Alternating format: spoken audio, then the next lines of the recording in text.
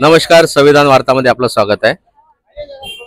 आपण आता आहे बोरा बाजार स्ट्रीट, मुंबई CST या ठिकाणी आणि माझ्यासोबत हे सगळ्या लोकांनी आता इथे जे पथनाट्य बघितलं, आपण त्यांच्याशी चर्चा करूया, त्यांना काय वाटलं। सर क्या लगा? ये नुक्कड़ से हम लोगों को एक बात समझ में आया कि वोट हमको देना जरूरी है, वो हमारा संवैधानिक अधिकार है और इसका नाम है संविधान। ये सबके लिए बराबर है, छोटे हो बड़े गरीब अमीर हो, ये संविधान इसका नाम है। तो संविधान उसी से शब्द से बना है। तो हम और इस संगठन का बारे में जो हम लोग बताया, हम लोग को निगेटिव नहीं लेना चाहिए।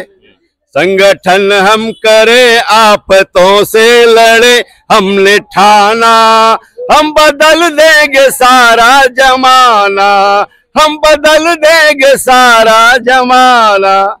धन्यवाद। तुम्ही काय बघितलं? आता आमचं बघितलं काय? बघितलं, मला लय खूप खूप आनंद झाला आणि बरं वाटलं।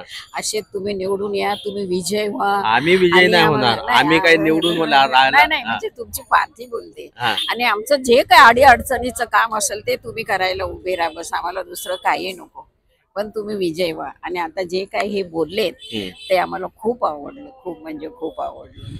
असं आमच्या पाठीशी राहणारे पाहिजेत ना, मग आम्हाला पण हिम्मत येणार ना। मग आम्ही जे सांगायचा प्रयत्न करतो आहे तो हा करतो आहे की आपल्याकडे जे 50 ते 60% वोटिंग होतं ते 100% पर्यंत गेलं पाहिजे आणि प्रत्येकाने आपला जो हक्क आहे तो बजावलाच पाहिजे। त्याच्या व्यतिरिक्त जे लोक नाही बजावत त्यांना कन्व्हिन्स करून त्यांना बूथ पर्यंत घेऊन जाणं आणि त्यांना वोटिंग करायला लावणं हा आमचा मुख्य उद्देश आहे। बरोबर आहे, खरं आहे तुमचं, बरोबर आहे, केलंच पाहिजे वोटिंग। आपण भारताचे नागरिक आहोत, मग आपण वोटिंग करून विजय केलंच पाहिजे ज्या पार्टीला आपण वोटिंग करतो ते। अपने देश में बहुत सारी पार्टियां हैं, आपको ऐसे लगता है कि एक या दो ही पार्टी हो? नहीं, जितने विचार उतनी पार्टियां होने की जरूरत है। और अगर दो पार्टियां रहेगी तो जैसे अमेरिका में हो रहा है कि एक पार्टी आती है, अगले बार दूसरी पार्टी आती है और दोनों में ही झगड़ा चलता रहता है, ये दोनों में ही लड़ाई चलती रहती है। ये ऐसा नहीं है, ये भारतीय राजघटना में या अपने संविधान में ही ऐसे प्रावधान किए गए कि जिसमें हर एक को अपना मुद्दा उठाने के लिए, अपना मुद्दा सबके सामने रखने के लिए और शोषित वर्गों को भी अपना प्रतिनिधि चुनने के लिए ये भारतीय राज्य घटना है, संविधान है। और उसमें से यही कहा गया है कि जितनी पार्टियां हो, जितने विचार हो, उतनी पार्टियां होनी चाहिए। तो सामान्य मतदार कंफ्यूज नहीं हो जाएगा? बिल्कुल नहीं, सामान्य मतदार कहीं पर भी कंफ्यूज नहीं होता। जितनी पार्टियां, देखिए हर एक वर्ग के, हर एक घटक के अलग अलग पार्टियां होती है और वो अपना विचार प्रदर्शित करती है। अगर वो विचार प्रदर्शित करते हैं तो यही संविधान की पूरी सबको कहावत है।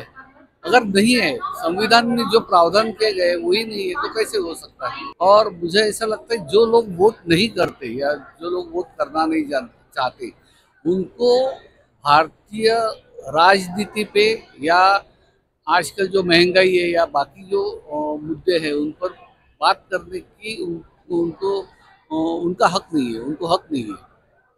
क्योंकि अगर आप वोट नहीं करेंगे तो आपको कैसे पता चलेगा कि जो सत्ता में है या जो विरोधी पक्ष में है वो सही है या गलत है। और अगर आप चुन के देंगे, आप जो अगर उस पर बात करेंगे तो ही पता चलेगा कि आप किस प्रकार से चाहते कि ये पूरा देश या ये अपना पूरा राज्य किस प्रकार से चले, किस प्रकार से उस पर चर्चा हो। अच्छा, कुछ लोग बोलते हैं कि संविधान बदल जाएगा, क्या लगता है आपको? संविधान तो बदलने वाला नहीं है। जो आम आदमी वोट करता है वो किस वजह से वोट करता है, उसको दिल से चाहत होती है। कुछ हमारे आम एक वोट का महत्व है, तो वोट इसीलिए करते हैं कि हमारे आम जनता के लिए कुछ तो जो हमारी मांगे होती है वो मांगे पूरी हो जाए।